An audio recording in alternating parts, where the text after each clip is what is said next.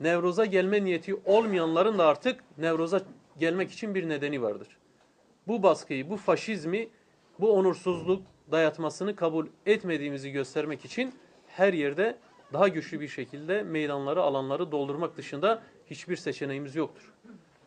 Bütün Orta Doğu halklarının, bütün Kuzey Afrika halklarının geleceği belirlenirken, burada Türkiye'de yaşayan Kürt halkı bu dönemde sessiz kalırsa 100 yıl daha köle gibi yaşamak zorunda kalacaktır. Bütün hesap budur.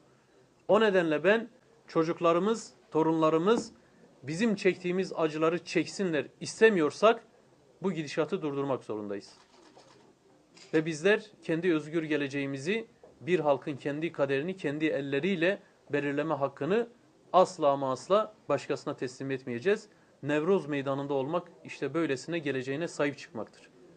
Herkes bu